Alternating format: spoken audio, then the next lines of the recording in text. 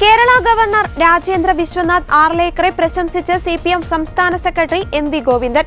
ഇടതുപക്ഷ ജനാധിപത്യ മുന്നണി ലക്ഷ്യം വെക്കുന്ന നവകേരള നിർമ്മാണത്തിൽ ഊന്നൽ നൽകിയിട്ടുള്ള നയപ്രഖ്യാപന പ്രസംഗമാണ് ഗവർണർ നടത്തിയതെന്നും കേന്ദ്ര സർക്കാരിനെതിരെ വിമർശനമുണ്ടെങ്കിലും അതിന്റെ പേരിൽ ഭരണഘടനാ ചുമതല നിർവഹിക്കുന്നതിൽ നിന്നും വിട്ടുനിൽക്കുവാൻ ഗവർണർ തയ്യാറായിട്ടില്ലെന്നത് സ്വാഗതാർഹമാണെന്നും MV ഗോവിന്ദൻ പ്രശംസിച്ചു.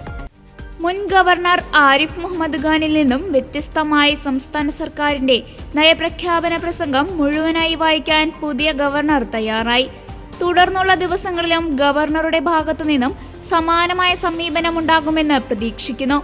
ബീഹാറിലേക്ക് സ്ഥലം മാറിപ്പോയ മുൻ ഗവർണർ കഴിഞ്ഞ വർഷം പോലും 1.5 മിനിറ്റ് മാത്രം വായിച്ച് നയപ്രഖ്യാപനത്തിന്റെ ശോഭ കെടുത്താൻ ശ്രമിച്ച കാര്യം പെട്ടെന്ന് മറക്കാൻ കഴിയുന്നതല്ലെന്നും MV ഗോവിന്ദൻ പറഞ്ഞു. 2 മണിക്കൂറോളം നീണ്ട നയപ്രഖ്യാപന പ്രസംഗത്തിൽ ഗവർണർ വരച്ചിട്ടത് പിണറായി വിജയൻ സർക്കാർ നടപ്പാക്കി വരുന്ന നവകേരള നിർമ്മാണത്തിന്റെ പുരോഗതിയാണെന്നും അദ്ദേഹം പറഞ്ഞു. മുമ്പൊന്നും സംസ്ഥാനം സാക്ഷിയാകാത്ത രീതിയിലുള്ളതായിരുന്നു മുൻ ഗവർണർ ആരിഫ് മുഹമ്മദ് ഖാനും സംസ്ഥാന സർക്കാരും തമ്മിലുള്ള ഏറ്റുമുട്ടലുകൾ.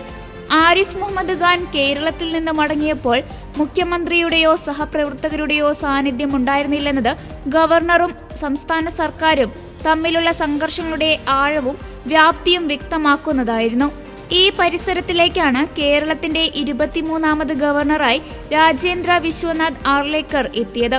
ഏറ്റുമുട്ടാനല്ല, സംസ്ഥാന സർക്കാരിനെ സഹായിക്കാനാണ് കേരളത്തിലേക്ക് വരുന്നതെന്ന് പനജിയിൽ വെച്ച് മാധ്യമപ്രവർത്തകരോട് സംസാരിക്കവേ ആർലേക്കർ വ്യക്തമാക്കിയതും ഇതോട് ചേർത്ത് വെക്കേണ്ടതാണ്.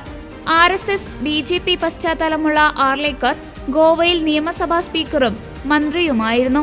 കേരളത്തിലേക്ക് വരുന്നതിനു മുൻപ് ഹിമാചൽ പ്രദേശിലും ബീഹാറിലും ഗവർണർ പദവിയും അദ്ദേഹം വഹിച്ചിരുന്നു.